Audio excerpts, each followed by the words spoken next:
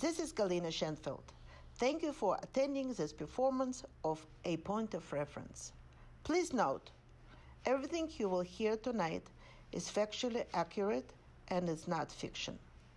The play will cover the lives of two women, one being my great-grandmother Galina and the other being myself. This is a bit of an unusual view of Russian history with details not often covered. This is a view from the past, a view from the present, and a view from the future.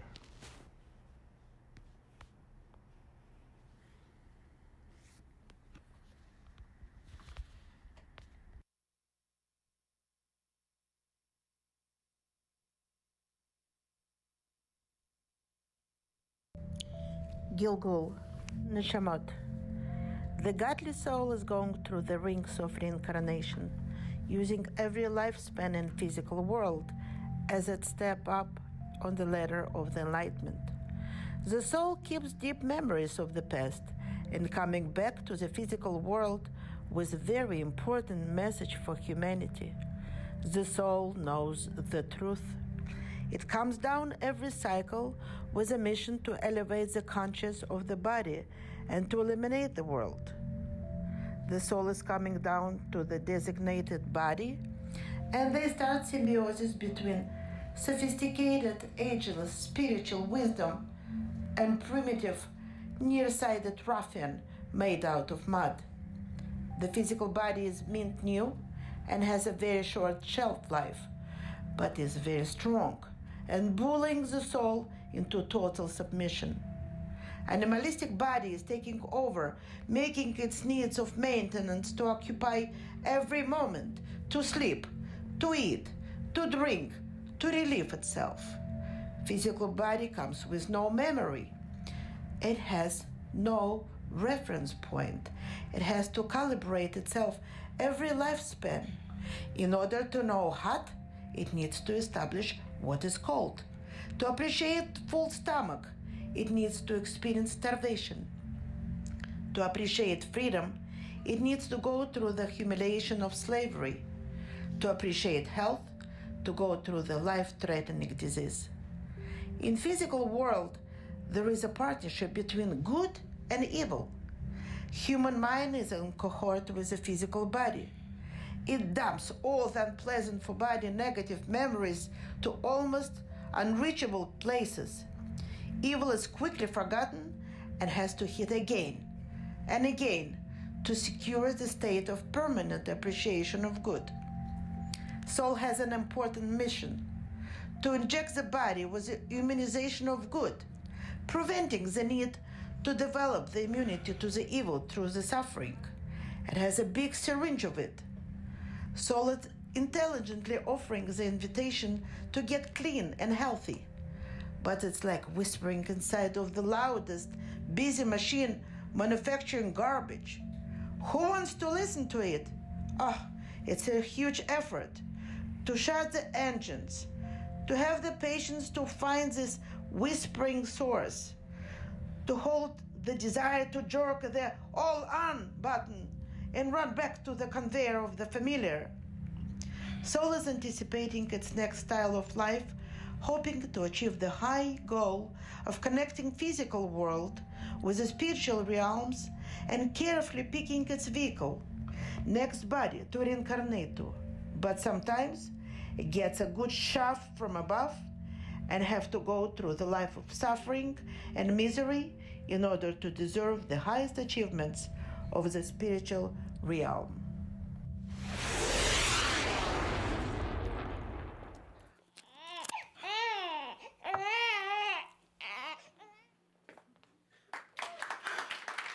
And here I am. I'm born again. My name is Galina, and it's 1870. I'm born in the shtetl Ruzhin. Our original rabbi is a very big rabbi. He lives a very beautiful home, and everybody is coming to this big shul. And when everybody asking, why, Rabbi, you live in such a beautiful shul when we all live in Drek? The rabbi says, what if Mashiach is coming tomorrow? Where will I host him? The life is beautiful. I got a little bit old. I'm 25-year-old, I'm 27-year-old, but Shotkin hasn't know everything. It's something that she doesn't have to know. She find me a wonderful boy chick. His name is Aaron, and I love him, and he loves me. And he doesn't call me this name Gennendale. He calls me Nancy. And he is such a wonderful man. We're trying for the children, we can have children, but then they come one after another. Hike in 1990. Shmulik in 1 year. Every year we're getting another baby. And we have 4 babies. And we live very, very happy life because life is beautiful, especially with my aunt who has a very good business touch. This is our shtetl and this is our everyday life. But together with good things, as usual, the bad things coming, it can be just good.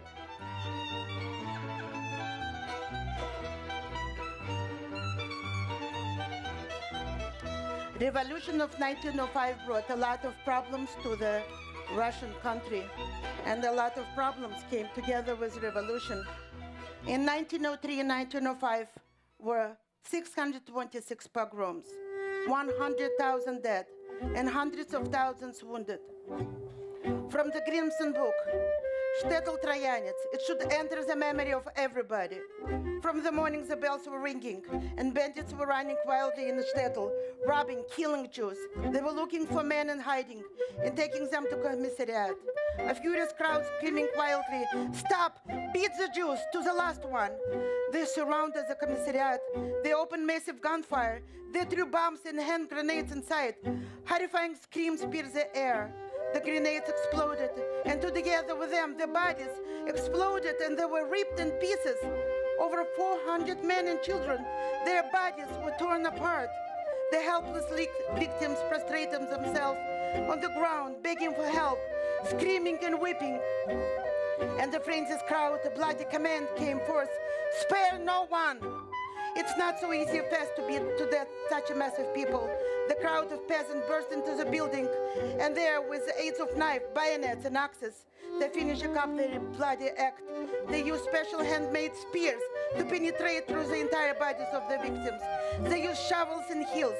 The building became a river of blood in which victims are floating. There is an indescribable torches. Fathers of his 3 sons, 5 sons, or the only sons that took last breath. There were dying girls and teenagers hanging on the necks of their fathers. For 5 hours this continues. Then pieces of 400 corpses were dumped into the pre-made grave. Weeping, screaming, hysterics, madness. There was the dawn of May 11th, 1903. Women threw themselves on the ground, thrashed the dust back for the death. The shtetl became frozen. Nobody was asking for food or help. Kids were quietly dying on the chest of their half-dead mothers. From time to time, there was only noise from the deserted house, which local women and hooligans made their own. It was impossible to live like this, and we decided to go. Aaron went first, and he bought tickets, and he went to Milwaukee. And now I'm sitting here with my 4 little children. I'm going to SS Gerti, Port Trieste, Italy. We're gonna be in New York, December 3rd, 1905. Departure is so soon. But what happened? This is our boat. While we were driving to the Trieste, this is Aaron. He is on a manifest. He made it in 1904. He bought 40 acres of land. He lives in Milwaukee. But this is us. We are across from the manifest because my little Kuna, 8 months old, he got a trachoma. Trachoma, it's a little nothing. It's a burnish in the eye. And they crossed us out. They didn't let us in. And we were not telling me, throw him in the water. You'll make another one in America. I'm going back. If Aaron really wants us, let him take tickets, come back, and then we will all go together. This is not happening. I can't understand the word what they're saying here. And little did they know that Aaron will never make it back to America. And he came, but Gennendale never came to America. was 1905. The revolution was coming. In April 2005, there were lots of revolutionary activities, but in 1917, it's really started. On August 17, a train pulled into the station of German border. There was a group of 32 Russians. On board was Karl Radik from Lvov and Grigory Zinoviev and his wife Zlata. There were Marxist Sara Ravich, Grigory Yusevich and his wife Yelena Kohn, the daughter of the Russian woman named Hase Greenberg. Loud French feminist Inessa Armand was singing and cracking jokes with Radik and Ravich. Eventually their shouting angered the leader of the group, who poked his head into the berth and scolded them. The leader was Vladimir Lenin. Violent pogroms of 1981, 82, 1903, and 1905. The World War was in 1914, and it's so many people were displaced that even Tsar decided that he will be done with a pale of settlement. The line where Jews were not supposed to live was already gone because so many people lived where they were not supposed to. Meanwhile, Theodor Herzl, the founder of Zionist movement, was getting a lot of Russian Jews, and they were dreaming about their Jewish state of Palestine.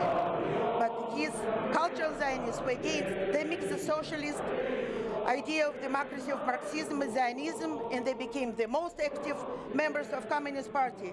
Yakov Sverdlov, Karl Radik, Zinoviev, Leon Trotsky, also known as Lev Davidovich Bronstein, Maxim Litvinov, Lev Kamenev, and Moisei Uritsky. Shot, strangled, killed, died in prison, shot, suicide, shot, stroke, shot, assassinated, Soviet premier, shot. Everybody who was on the head of the revolution, they were all gone. And it was 88 shtetls in the land of Kievskaya gubernia. This is all the places where many of you know, because many of your grandparents came from. But don't look at this like this. Think about this as Flushing, New York, Englewood, Bergenfield, Tenafly, Alpine, Teaneck. Think about these people like it's you. This is people who lived in the Kievskaya gubernia. And this is people who had the horrible experiences of pogroms. In 1919, after October Revolution, the worst pogroms came. From the Grimson book, the typical pogrom. Armed bandits stormed the village and darted packets towards Jewish houses, murdering every Jew they see. They brutally rape and then kill women, extort money under the threat of death, and then kill anyway, grabbing what they can carry. They break walls in search of hidden money and valuables. After they leave, then another group of bandits coming. In pogrom, every Jewish house was busted 20, 30 times a day. And later, all was left to break was the windows and destroy the house brick by brick. Murdered ones and survivors are stripped to their underwear or naked. A delegation of surviving Jews and well-wishing Christians are begging for cessation of the pogrom. Authorities are agreeing to receiving ransom in form of boots and meat, and meanwhile, terror against Jewish communities continues with murders, rape, and extortion. The enemy and the authorities stormed the village, and after a short battle, new bandits coming in horror with renewed wild violence. The gun disappeared just to return in a few days, and again disappear just to return again. From the Grimson book, it was Shabbat, and after shul, many families were taking their traditional Shabbat nap after having lunch. They woke up to the angel of death knocking at their doors.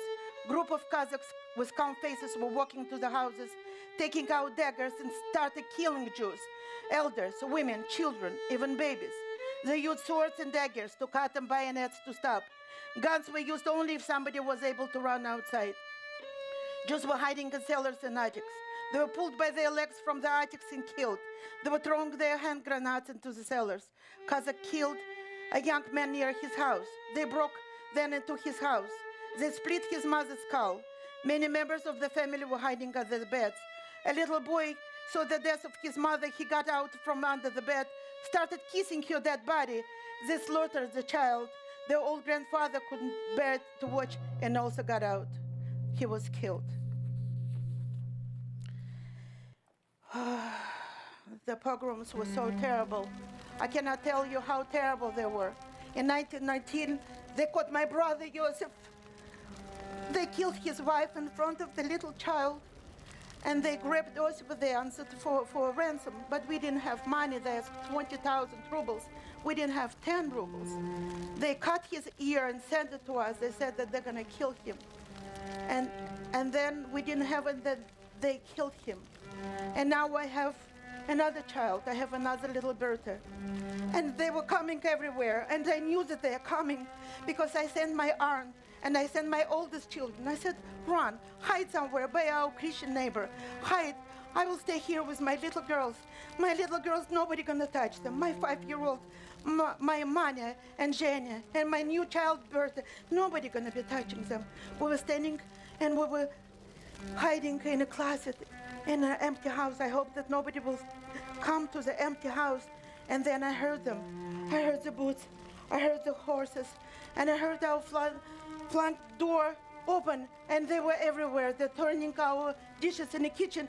I'm just shaking, and my kids are staying next to me. It's so hot in that closet. I'm so wet from the shaking, and the girls are so quiet. And all of a sudden the door burst open, and he's there, and I don't know what to say. And he grabs me out, and my children are running after me. The first thing, he shoved me, and he saw if there is any food in the closet. There was none. He didn't know what to do with me. He grabbed me, and he took me outside to our yard. In the yard, we had a beautiful big tree with big branches. And there they were standing. It was hot summer. It was late afternoon. They were tired of killing and robbing and eating and drinking. They smelled like a hazard. And all of a sudden, they saw me and the children, and they didn't know what to do. And I was standing there praying for the God to spare me, to spare my children. I didn't know how to pray. And then they said, they took my money, and they took the fire, the torch, and they started burning your face. And then I said, you know what? If you want to kill somebody, kill me. Kill me, don't touch my children. And they got very agitated. Finally, they knew what to do with me. And they said, fine, that's what we're gonna do. They saw the rope, and there was plenty of things to do. One of them ran to our house, and he grabbed the chair. And I said, just don't touch the children. Just don't touch the children.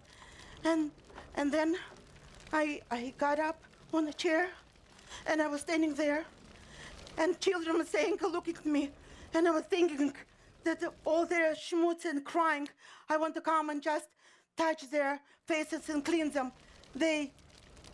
I asked them to put a sack on my head so my children will not see me when a horrible thing happens. One of them was good enough. He took a dirty bag from the vegetables, put it on my head. And when he did it, I stuck my hand right into the rope, and I was holding it. And then next moment, the chair was out from my legs, and I was hanging. And now it was quiet. They were laughing. I was listening what happening to my girls. I was listening. I heard that they getting on the horses, and then they going. And I still heard my little girls crying. So they are not touching them. They were true to their words. I was hanging like this for hours until everybody came from the woods. And I shouldn't tell you how screamed my aunt and my boys when they saw me hanging from the tree. But I got even scared when I told them, hey, Aaron. And I shouldn't tell you how happy they were when they took the sack and they saw me alive. And I was alive, and my children were safe, and pogrom was over. Only my Yosef was gone, and my children were safe. And I'm safe to be here to take care of my children. The lights should go down. This is my picture. I'm a little bit older here, don't pay attention. But this is what happens when you live through the horrible things. That's how people look.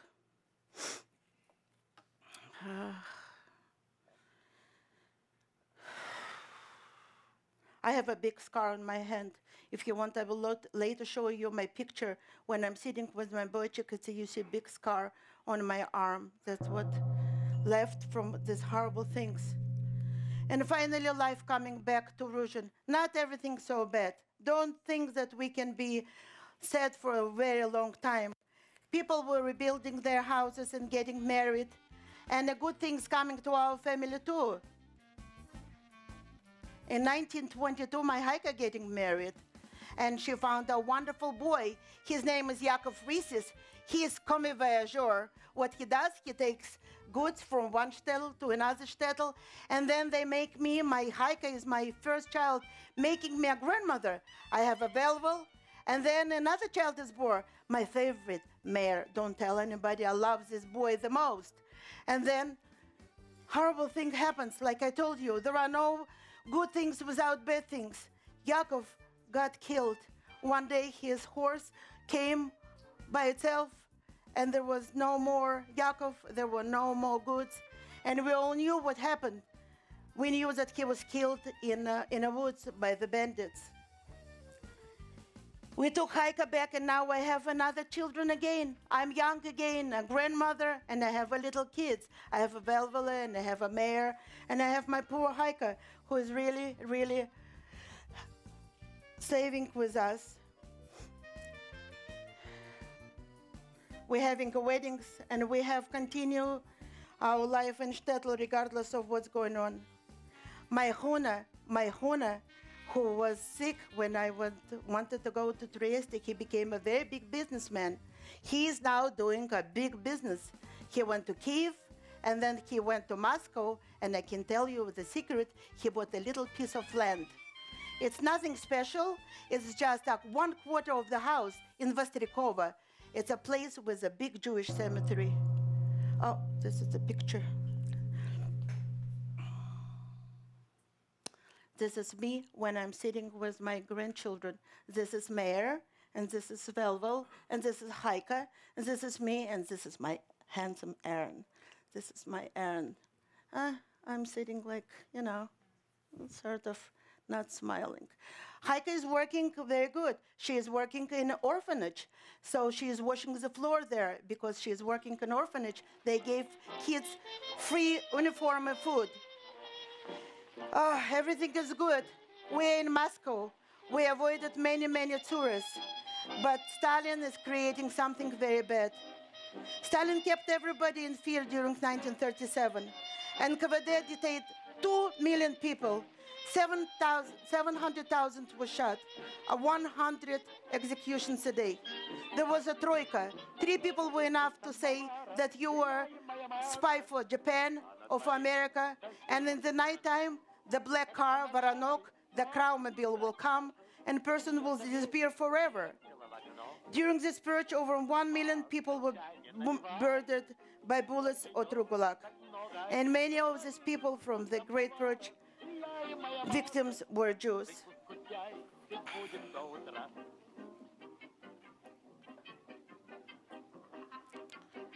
This is 1937.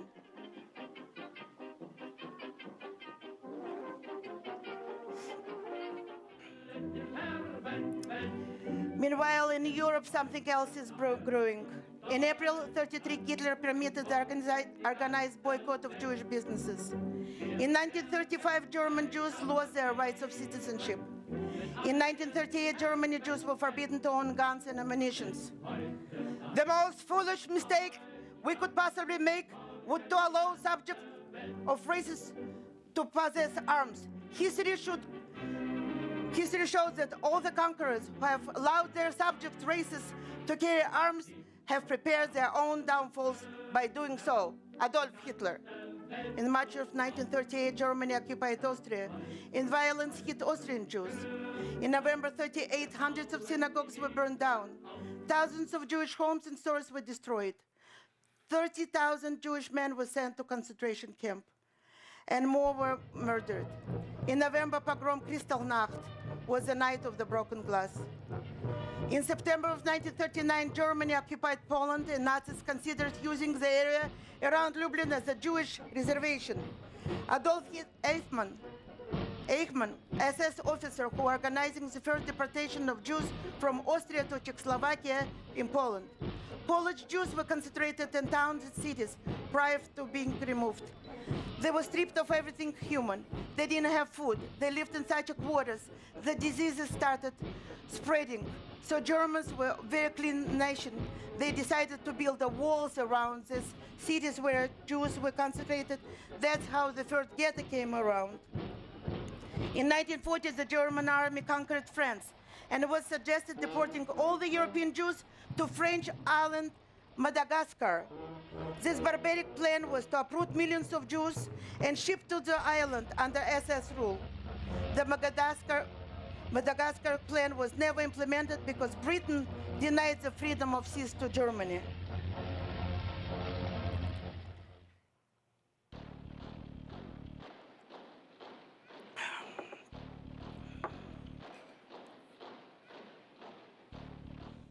The Second World War started in 1939. But for Russians, it was 1941. Absolutely not prepared for attack, borders were open. Those who fought after the war never told what they saw, because it was scary even to remember. Scary summer of 1941, unprepared Red Army divisions were surrendering to the Germans.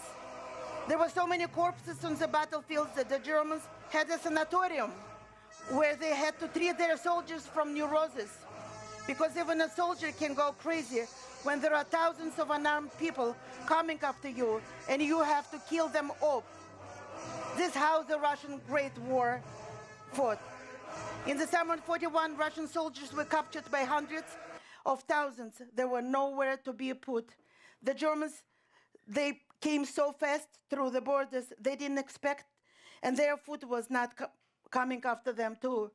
The hundred thousands of Russian soldiers who were surrendered, they were just put in the holes where would be one or two German soldiers guarding them, and they were letting these people starve to death. Half of the trees around these holes were eaten because people were starving to death.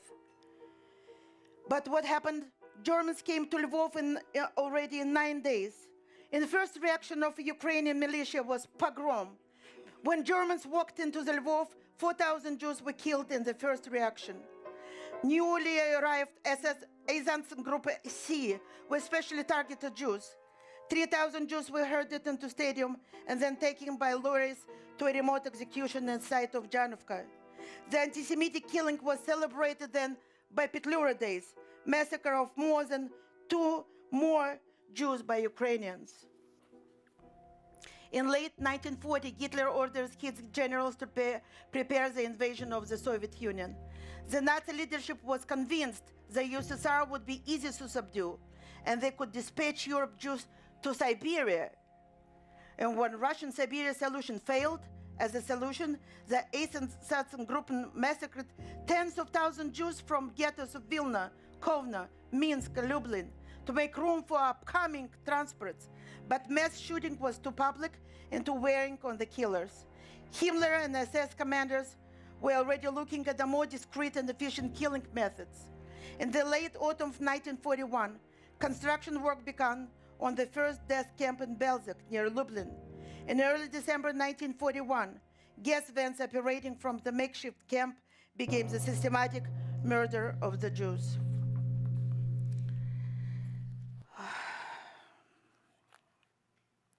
Nazis were separating children and parents, concentration camps, starvations, deaths from disease. It was methodical extermination of the whole nation, humiliation and total degradation of any human traits. No self-defense, no help from outside world. But despite the chaos in Soviet Union, Russians, they were trying to save their Jews. From 4 million Jews that lived in the territory of Russia, 1 million were saved. They were allowed to go to the south, to Uzbekistan, to Tajikistan, and 3 million Jews that were left to the mercy of Nazis.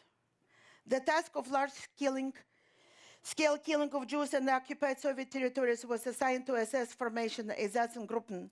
SS soldiers were the ordinary citizens, and the great majority were university-educated professionals who became killers. By the end of 1941, however, Einsatzgruppen had killed only 15% of the Jews in the occupied Soviet territories, and it was apparent that methods were not efficient enough. And this is Mayor, this is my grandson. He was 16 when the war started, and when he was 17, he was working in a factory, and he got together with his 4 16 and 17-year-old groups of boys, and they ate dinner and they forgot to shut the light, and they were arrested, and they was told to go to the front line or to go to the prison. My mayor at age 17 went to the war, and he survived. He went through the war, and he was helping. He got a medal for the bravery. Under the bullets of the artillery, he crawled, and this is my mayor, and he crawled under the fire, and he connected the broken radios so his platoon could ascend the very important place that they were trying to get. And for this, my mayor got a medal. This is my mayor. He's so handsome, and he got one medal, and he has another medal. And this is 1945. Little known that 500,000 Russian Jews were in a Russian army fighting against Nazis. Many of them had a very high military rank. War is a terrible thing. My father never wanted to talk about the war. Говорит Москва. Подписание акта о безоговорочной капитуляции германских вооруженных сил.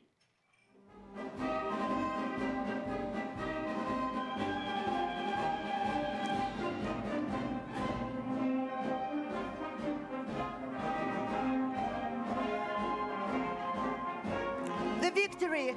Everybody come back! My grandchildren are alive! They all home with medals.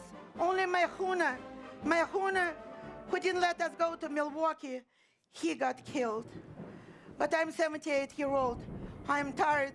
I'm sick. I'm getting blind. I'm sick and tired of this life. That's it. This reincarnation is over. I'm done with this. I'm done with this.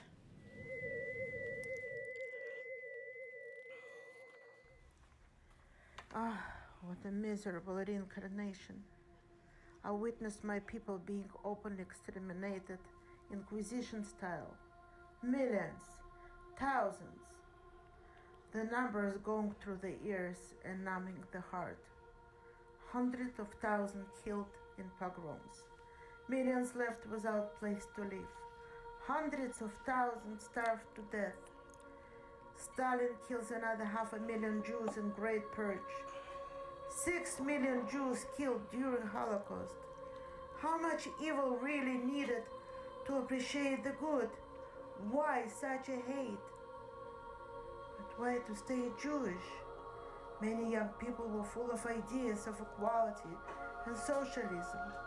They shaved their beards, changed their names, married non-Jewish wives. It helped very little in pogroms, very little in the Holocaust. People are merciless animals. I will never understand.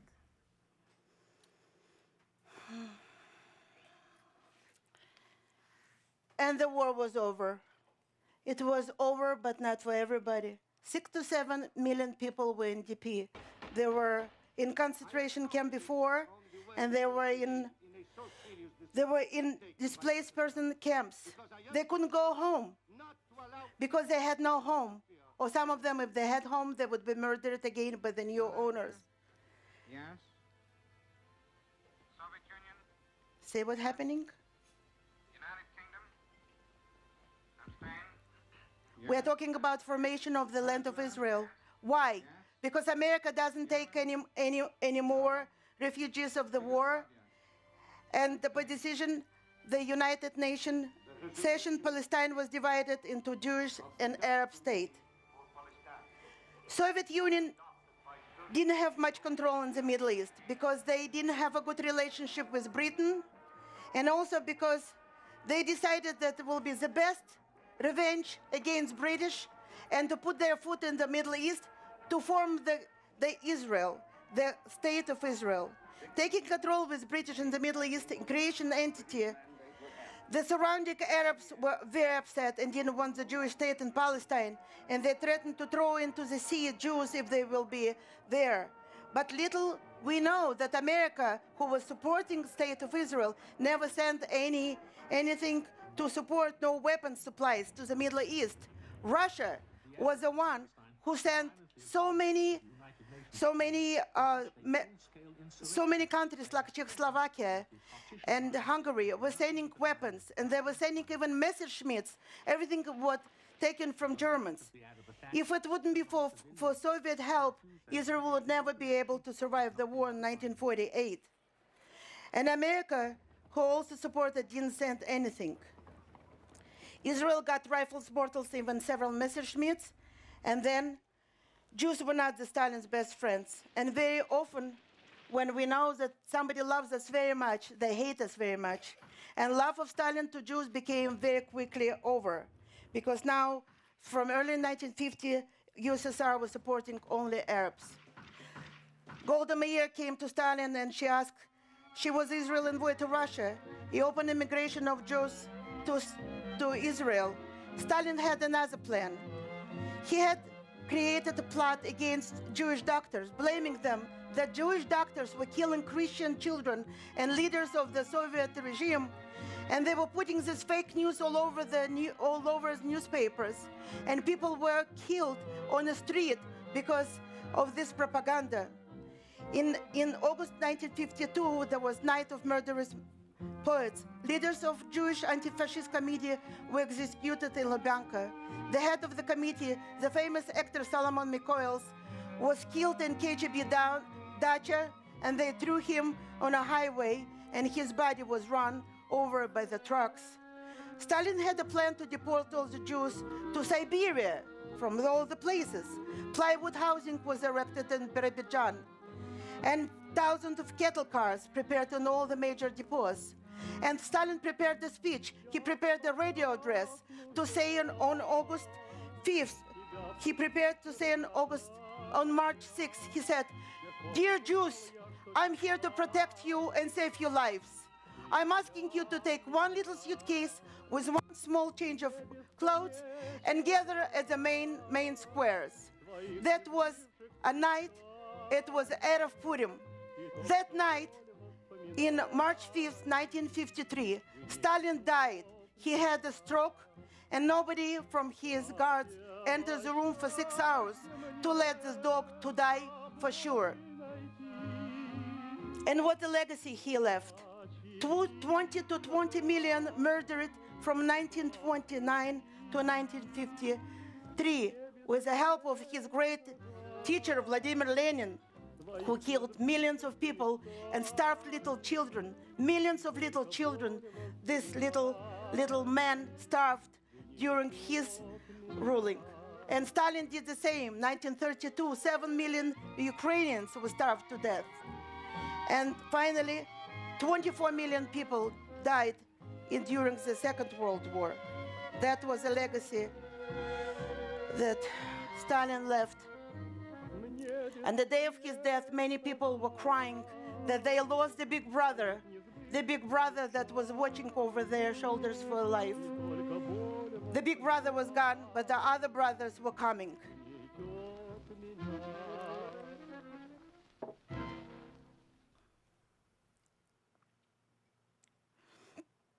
And now I am still in heaven as a Genendel, and my soul watching my grandson Meir getting married.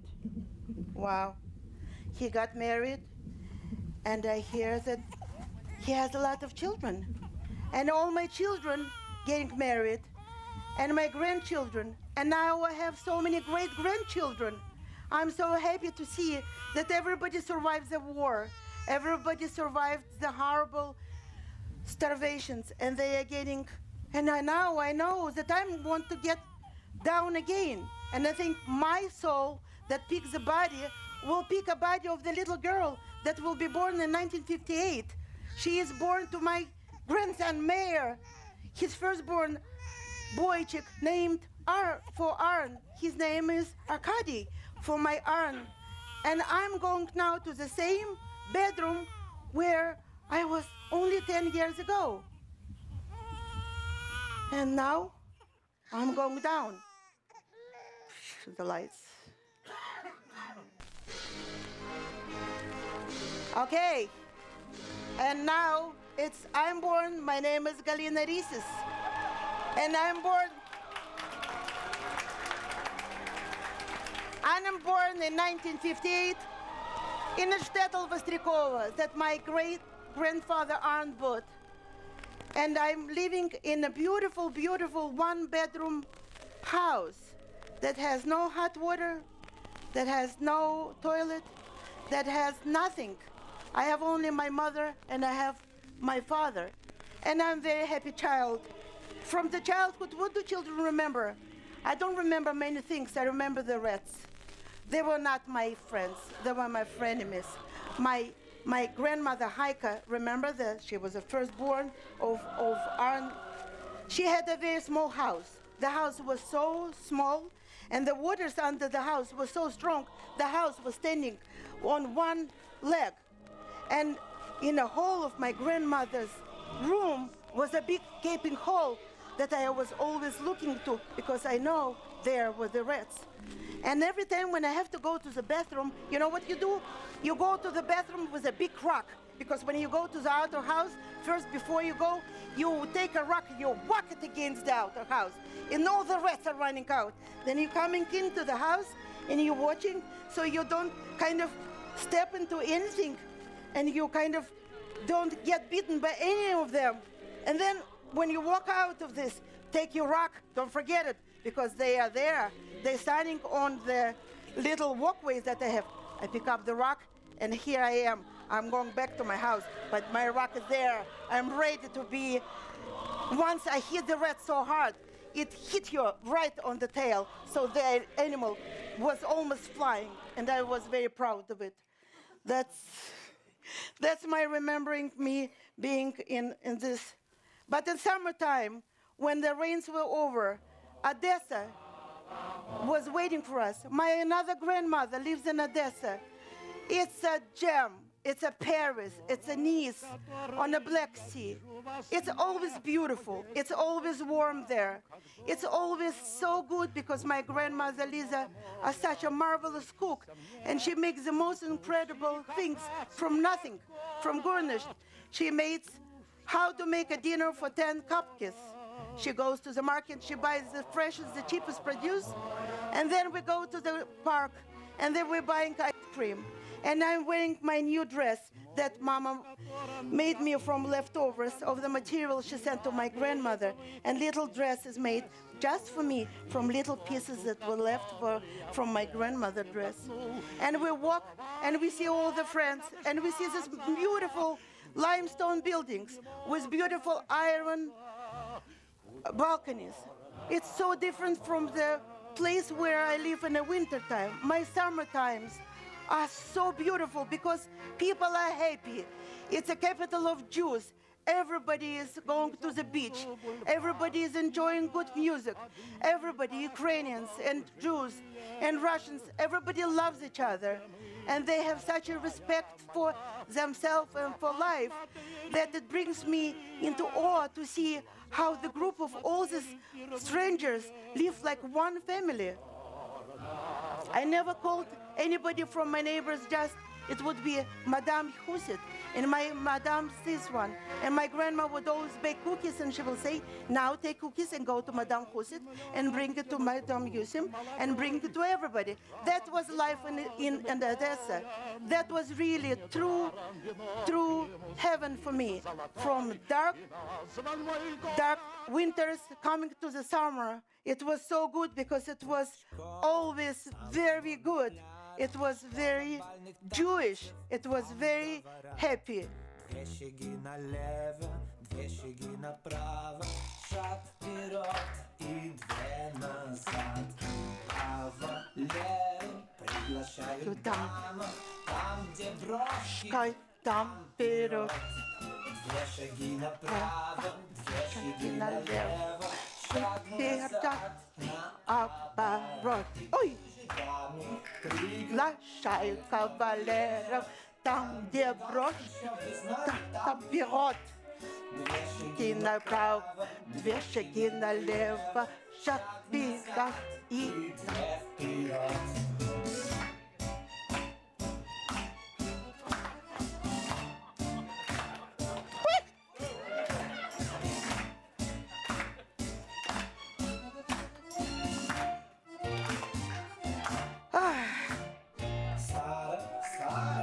помогите задом, не верни. You should know the words.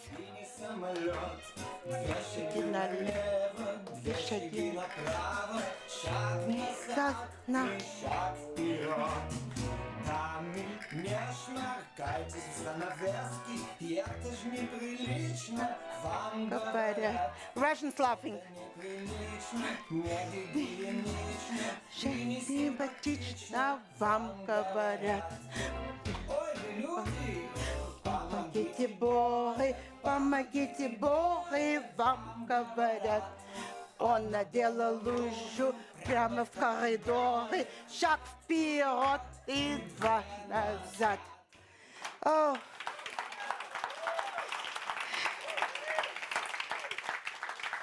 Вчера самую крупную операцию под кодовым названием «Сабра и Шатила» против израильских оккупантов на юге Ливана. after playing such an important role in creating of Israel, Russia became #1 enemy of Israel. They called only Israeli occupants. They called them murderers. They called them SS troops. But for us, for Jews, the word Israel was pronounced on the radio for first time, and everybody was listening shortwave radio in a kitchen that was blocked so hard by the Soviet regime. Everybody lived in such a horrible conditions. This is a place where my grandmother lived. They took 6-bedroom apartment in a beautiful home, and they divided for 6 families. They had 6 pieces of soap in the bathroom. They had to have 6 little towels, and they had very little light. And they had in the toilet they didn't show, you have 6 wooden circles on a nail. So you have something to have. The kitchen had 6 little tables, and they had to be totally separate. And then she will take them to the other room where there is more. There are 6 little stoves. The stoves are over there, and if you're making a borscht, I'm telling you now, you better stay there by your borscht, because when you go to your room, you don't know what happened to your borscht and what was put in your borscht. So the rooms where everybody lived, everything was horrible. This was exactly apartment where my grandmother lived. That's the beautiful Odessa. That was exactly apartment where everything was so small and so dirty and so degrading, with one little schmutzy 20-watt lamp where you had to go, and everything was... The houses that Russian built were made out of cement blocks that were leaking every rain they were leaving. But the celebration of the military parade was the first priority. Portraits of big brothers, de jour, they were everywhere. This is where all the money went, to the military parades.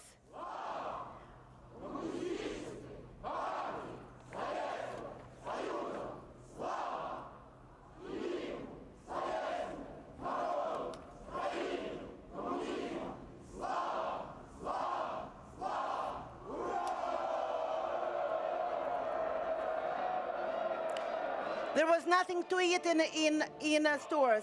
The stores were empty. But if you listen to this bullshit, they were telling you that the plan was 120% saturated, that there are so many booths, that we created so many beautiful new buildings, and everything is going so amazing.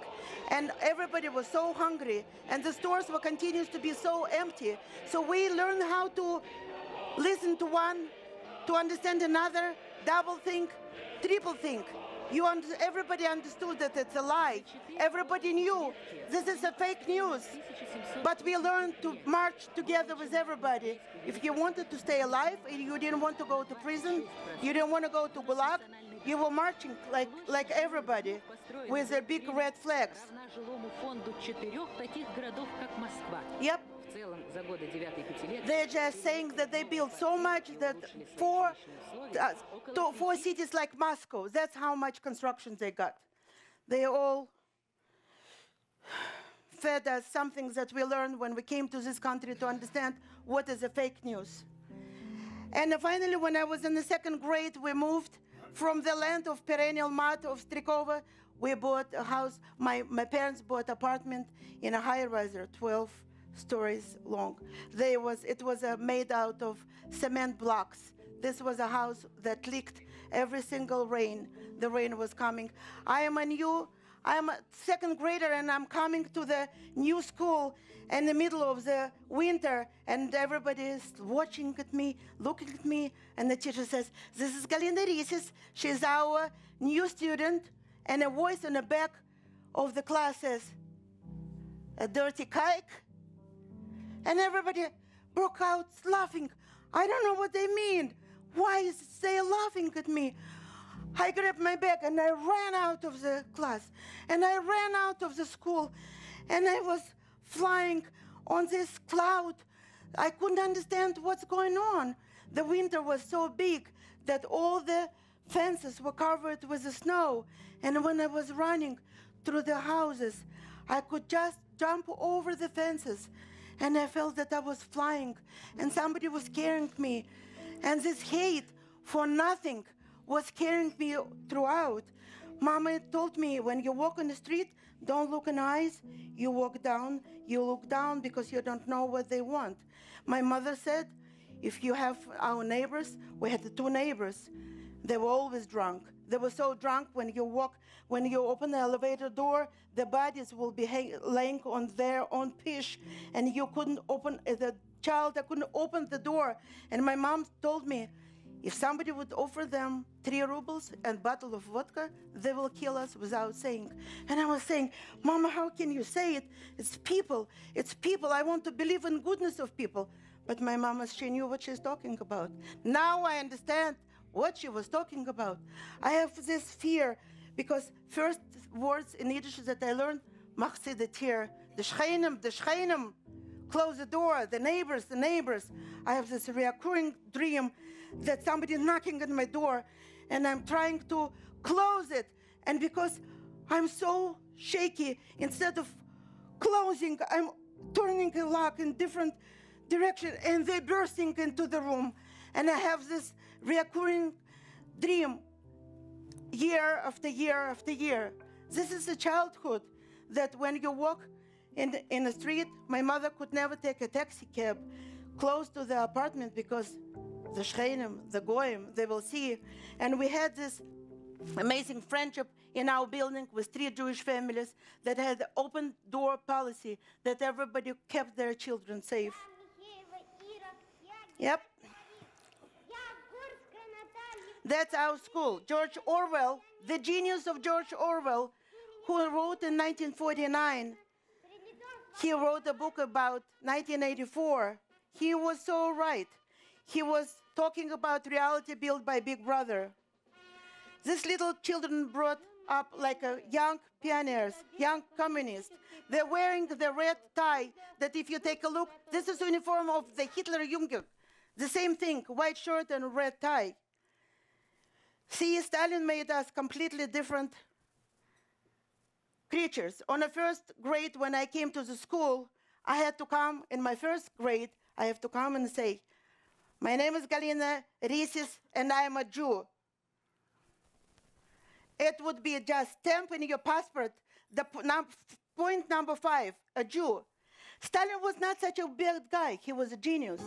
He created us not as we were not Christians, we were not Catholics, we're not Ukrainians, we were not Belarusians, we were Jews. No matter what republic we were born, no matter where we go, we were Jews, and anybody who see your passport and number 5, you are done for life. Whatever you want to achieve, you make sure that everything will go wrong. Russian children, they had a very happy childhood. On a history class, the teacher would come and tell us, now children, we'll open history book on page 48 and we read page 48 to 65. Somebody who was a hero yesterday, today became an enemy of the state. And what George Orwell wrote so cleverly in 1949, every record was destroyed and falsified, every book rewritten, every picture was repainted, every statue and street building has been renamed, and every date has been altered. Who controls the past controls the future. Who controls the present controls the past. This is the children who always grew up with the outside enemy. We were always preparing for the war. These children were always thinking that tomorrow the America or Israel will come, and we had military preparation. All the high school children were supposed to work with AK, Kalashnikov.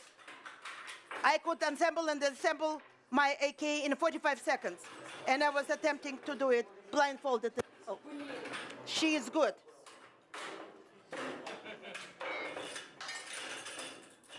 But I was better. So finally I got into the medical school. The school was over and I got into the medical school where all the Jews wanted to go. All Jews wanted to go to this poor medical school. How could the professors tell them no? Because first of all, it's quota, and you're all so smart. So we had to prepare for college level questions to get into the medical school. And I was studying with my tutor, who happened to be my husband after. But Russian medicine, I have the scars the same. I have a gallbladder removed, scars up to here. I will show you later. The Russian medicine was always in its 25 to 30 years below. Well, they are still in 1975. In the middle of the school, we had to take physical education, and we had to swim in a pool called Бассейн Москва, where they were supposed to build a beautiful palace of party for the instead of church, and they couldn't. All they could do is to make a big hole, and that's where the pool was. And what happened there after that? I got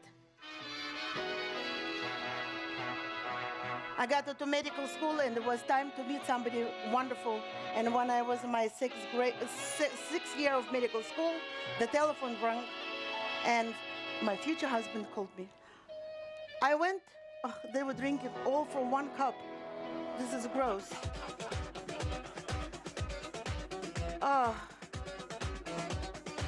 And he called me, but it was already such a different time, because already in Russia was Rasputin. It was not Gorbachev.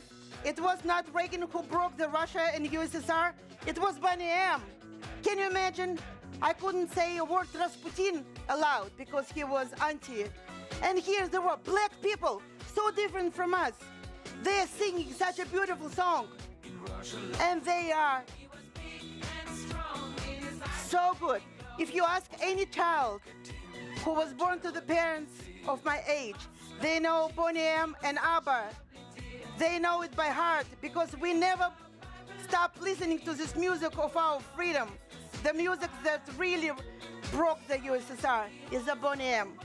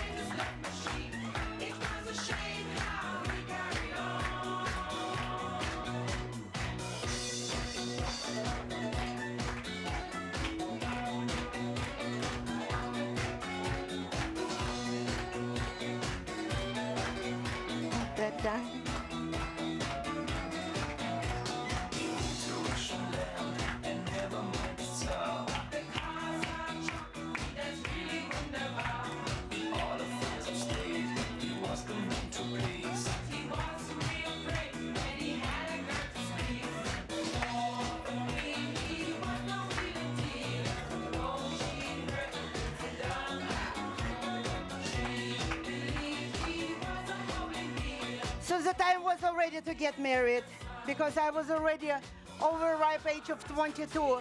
And my husband called me, and what happens on the second date? We got a telephone call. Boris, you have to come home. Your mother is dying. We couldn't understand what's going on. Boris had a car. We jumped into the car, and we come to the winter, and it was snow, such an amount of snow, and emergency people are coming out of the house, and they say, I'm sorry, we're sorry, we can't do anything. The woman cannot go to the hospital. We're sorry, she is dying. Nothing we can do. And nothing we can do. I said, you know what? Leave me medication, leave me syringes, leave me the catheter. I will do something. Don't say nothing. They said, fine. They let me to keep it all, and they left. And there at midnight, I'm looking at this big woman that's laying on the bed, and she cannot breathe. Her hair, everything is the last minute. She has no air in her lungs. I take syringe, I take it, I inject her the little dose of the diuretics, and nothing else we can do. I put the catheter in. We're sitting with Boris, and we're waiting for 2 hours. What will happen? And in 1 hour, you know what happened? The kidney started working, and her water started coming out of the lungs. And in 1 hour, she was sleeping like a baby. Everything was fine. She was alive. She was saved. And we had the most incredible night of our life. And then in the morning, I had to take them. In the morning, I had to take them to the hospital. And before we know, 2 weeks after Boris and me, we decided to get married. And the wedding was in Russia. It was February of 1981. Yep. I never wanted to have a white dress because it was, Russian white dresses were like curtains. So I said I will never wear that one. So I found myself a red dress, a different one. And I had the white little flowers instead of the white schmatter, nothing. And I was marrying such a handsome, handsome hunk. I'll show you the picture. I was 22, and he was a little bit older, but he was so handsome. And he was so smart. And when he told me that he wants to go to America, I said, it doesn't matter where we're gonna go. I'm gonna go to the end of the earth with you.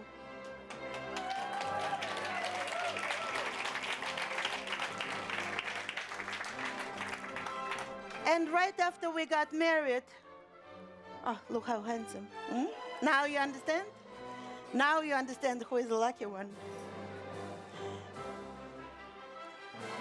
And right when we got married, we started putting applications into the exit visa, and we went into this amazing spree when we didn't work and we had nowhere to go and nobody to take care of it. We were out. We were leaving the big brother country. We're going to the place where there is no darkness. Here we are, Milwaukee.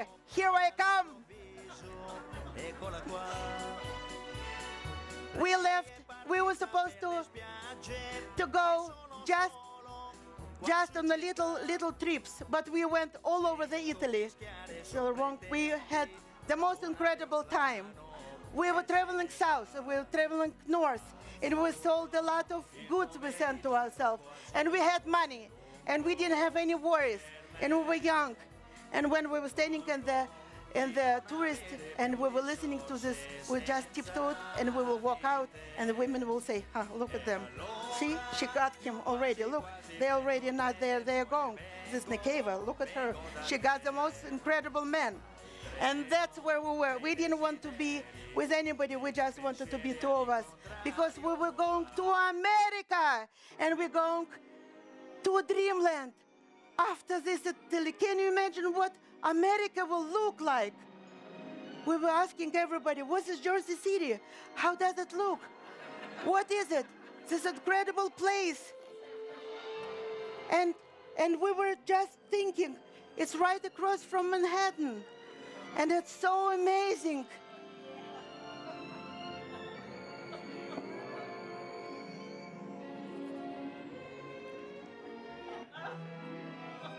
We're going to to America. Boris was wearing his wedding suit in a plane and a tie. And we were waiting when we arrived. We were last one because nobody came to take us. We're waiting for 3 hours. And our in-laws were very, very hungry. And then they took us to Jersey City. That was the place where the first night we asked, we are hungry, we want to eat. The guy said everything is closed, no stores open. But I said, I have old parents of my husband. We need milk, food, we didn't eat for 12 hours. Everything is closed. Then we went to the little store where first American store is open. We come, nothing is in English. Everything is in Chinese. Little dry fish is sold. We asked, do you have milk? No. Do you have maybe some bread? No. We started baking up, and Boris stepped into something. It was a big tray with a red glue that he couldn't take out of his. And then they took us to the Jersey City, where it was the most incredible place. Mr. Goldberg, who had this house, he was a very smart businessman. He kicked all the locals, and he said, I will get government subsidy from political refugees, and I put Russians. That he requested us from Italy to come to him. Little did we know that locals were burning this house every day because they were angry. But we lived there because we didn't know anything else. It was Jersey City. I was still going to the theater. I had my mink coat that I would go upside down, and I will walk out with my mink in. I will walk to the car. We'll get to Manhattan. I'll take it out, and we will go. And we lived. We saw every Broadway show. $10, standing room. We saw it all. We ate one dessert and 2 cups of coffee. And that was the most incredible thing. But when I looked around it, and our children were born, David was born, and then Jessica was born. And we have to think, where we're going to put our children. We lived at the edge of the high school, of the public school. And when I saw the public school, I said, no, we have to go to Northburg and Yeshiva. To the last year of this wonderful school, they had people from kindergarten to 10th grade in one class. But it doesn't matter because it was a wonderful, wonderful school. And we were very lucky because Boris, being a big PhD and master of all this, couldn't find a job. I got pregnant right away, studied for exams. So he found a job in Manischewitz. And in Manischewitz, the second shift, he was working as a matzah man. And in the first shift, he became a business broker. He was selling businesses. And God sent him 3 businesses in one spring where we made $12,000. And you know what was $12,000 enough? 10% down for $120,000. House in West Orange, New Jersey. Little did we know about closing cost. The $5,000 that we have to come up came from our very, very dear friends who came and they said, no problem. $5,000 in 1987, it was like now will be $500,000. People said, no problem, you have it. And we moved into the beautiful West Orange. This is David. This is my firstborn, David. This is my husband, Boris. And this is Jessica. And they are Americans. And I can tell you that every time when I go to their school and they play Hatikva, I cry. When they play American anthem, I cry. This is good. Because it's a good sign. I cry because I cannot believe it, that I am an American. I am an American and I'm a Jew. And I can hear Hatikva. And my little Pitzlach, who started with the Solomon Schechter, they moved into the Joseph Kushner Hebrew Academy because for us, half is not enough. You put a kippah on in the school, you take a kippah off, you have a kosher in the school, you have McDonald's birthday party. No, I said, this is not happening to our family. I said, if we go all the way.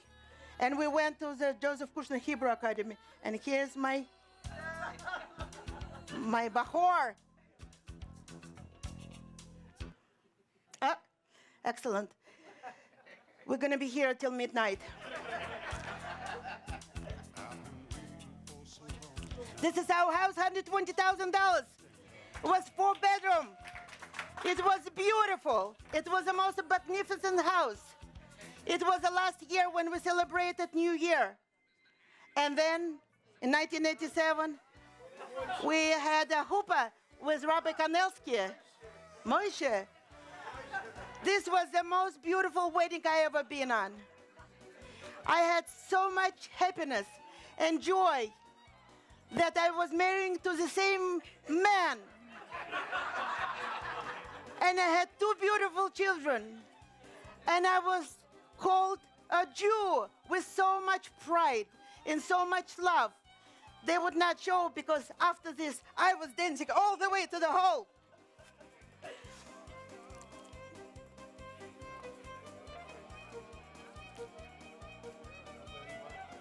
Rabbi Marcus. And after this, we graduated to a little bit better house. We moved to 21 Fair Drive in West Orange. Yep. Now I became a real Frumie. I was putting my wig and I had my long skirt. The house was kosher. I knew everybody. The shtetl life was so familiar to me. I felt like I always wanted to be in shtetl. I know all the teachers. I know the teachers going to the same bakery. The same teacher going to the same butcher. The same people going to the same store. They were dressing children in the same children's store. The life was so beautiful. The door was always open. The children were coming and going. And Shabbos was just an experience that nobody can understand who doesn't want to be observant. How beautiful observant life it is. It's like to have a black and white, a Farshtinkina life in Russia, and a beautiful, colorful, happy life in America. We were having a lot of parties. If you remember, we had 130 people Seders, 200 people Hanukkah. We had Sukkot extravaganza. We wanted to share, me and Boris, we wanted to share with everybody the love of this most beautiful thing of Jewishkeit, of the Judaism. We were bringing everybody with so much happiness because this was something to be grateful. What is our point of reference when we have something so beautiful and so good and we can appreciate it? That's when the life becomes really meaningful, when your children are not afraid, when your children are going to school, and when your children are having more siblings. After this chuppah, I can tell you we had 3 more children. We had Jeffrey, and now Dr. Shenfeld is graduating, thank God, Tel Aviv University Medical School. And this is Michelle. This is our Michelle Stein. And this is Jessica Politis. They're getting different names. That's fine. I don't mind. This is my mother who was always helping me out. She's my Sancho Panza to the Don Quixote. And this is Jeff, and this is Michelle, and this is my Jeffrey. If somebody has a problem, Dr. Shenfeld starting his practice June 22nd, 2018.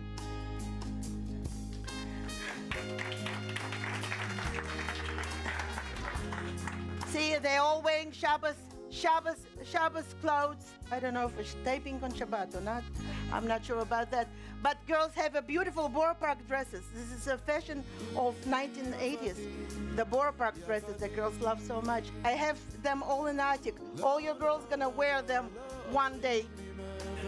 I have them all in hangers. They're all waiting for you. And this is David and Jessica, already teenagers, if you know what I mean. They were quite a team. Oh, here we go. And then after this, the sweetest childhood memories. I always say I know what's going to be after. You have to dream. You have to have a dream. Whatever you want to do in life, you have to have a dream. Because I always dreamed to have a big family. And I wanted a Jewish home. And I wanted the big home. And I wanted to have a very big home. And what I saw in Odessa, in these limestone houses, and the iron and chestnut alleys, it was here in Kreskill, and the most beautiful garden. My father always wanted a garden. He was working so hard, and the weeds were not so helpful. They were just growing much faster than anything else. And this, Papa, this is for you. The garden is for you. I have everything is in this garden. I have flowers, I have fruits. I have a full house full of toys and people. And that's what makes a really difference. My Papa, who never had a pair of shoes, extra pair of shoes, this is for you. This is something that I have and something that you can see and you can enjoy it together with me. And this house is so lucky because in this house, I had my 3 children got married. And you know what happening when children get married? I shouldn't tell you, but in a few seconds you will see. The house with the new community was amazing because it was completely new people. People who went to Chabad of Tenafly. People who never wanted to discuss your inner life. They were happy to see you.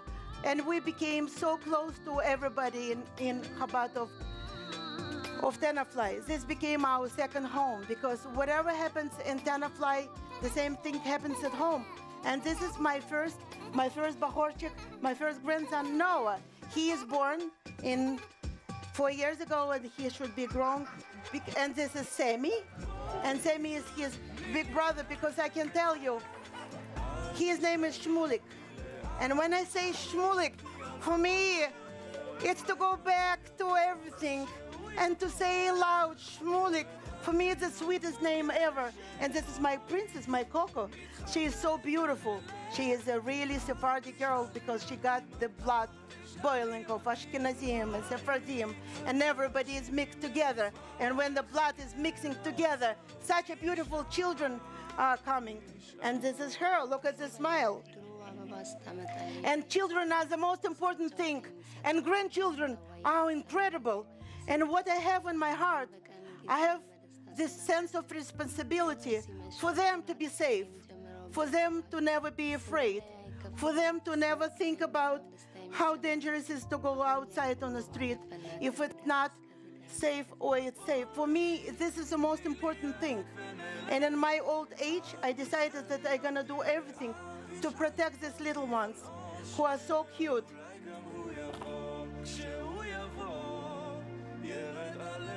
And how many parties in this house? This house is full of life. You again, the Purim parties and Sukkot parties and Rosh Hashanah and every single Jewish holiday is a time to celebrate. And this is my mother who just turned 90 till 120. What else is in the life when you have something so beautiful to celebrate and enjoy and to stop and really enjoy the life with the full gratitude to the life?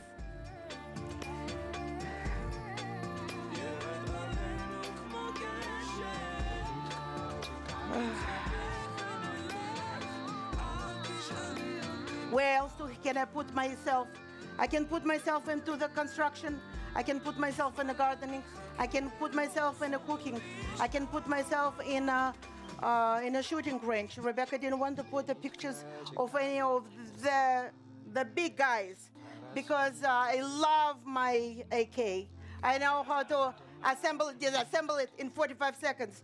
And when I brought my first rifle, I went to the Kreskill balcony and I bore his nose.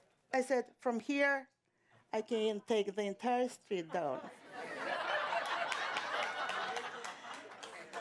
And that was the truth. And maybe you will think that I have a paranoia. Maybe I do have a paranoia. I always look for enemies. I always look for something to protect. So I became the student of a Krav Maga. And if somebody wants to come near and take me down, you better not. Because I'm not going to be nice. I'm going to be just, that's why Boris is walking around the house with a racket, with a tennis racket. Because I showed him once or twice what we can do. This, my children coming, I got the yellow belt, so my troops are supporting me. And we are organizing a very big thing in our shul where we are protecting our people. We love our people so much. I love my people so much. I love my shul so much that my heart is always thinking about them. I even opened up a company called Mignana that calls I am my brother keeper. This is our logo, where we want to bring security to schools, and we want to protect our people. And this is what we do. We protect our people. We are not just talking. We're not talking the talk. We're walking the walk.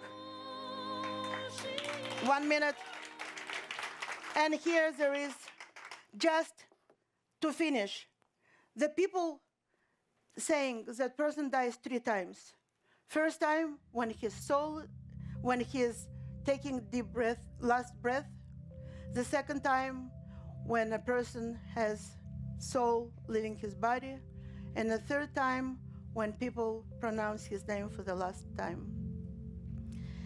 And today, we just had a Yom HaShoah, where we remember 6 million people who were murdered by Nazis. 6 million of innocent people that were killed by bullets in the cameras of concentration camps. And their memory should be in our hearts forever. And it's coming Yom HaZikaron, where we're going to remember IDF soldiers and all these innocent people that you just saw that died in Russia, in all these pogroms, in all the starvations, in all the horrible things where they were raped, and they were ripped in pieces, and they were murdered by axes, and they were murdered by shovels and bayonets. And thousands of Jews were killed by Stalin in his purge. Who will remember them? And how about the best actors and doctors who were killed in 1952 by Stalin paranoia? Because fire is burning in my heart, and never again we will have pogroms. And never again, no more killing for the sake of killing, because people don't learn lesson that past has no future. People who don't listen.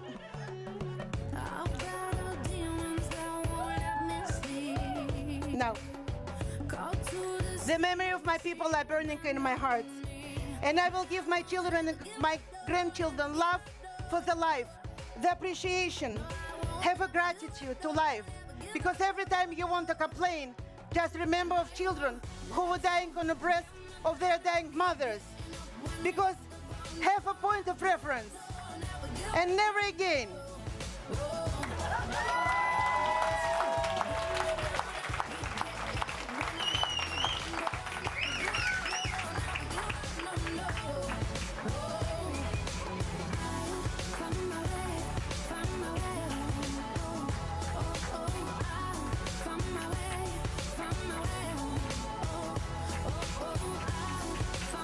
What's a week?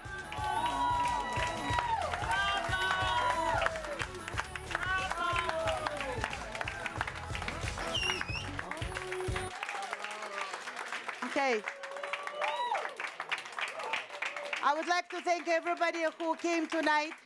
The party is not over.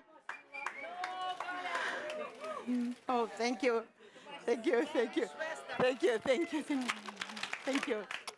I want to thank everybody who came tonight. Especially I want to thank my wonderful husband, my partner in all crimes.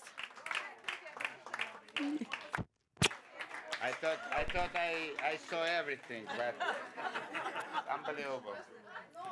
Very nice. Oh, I got the Oscar, a small one.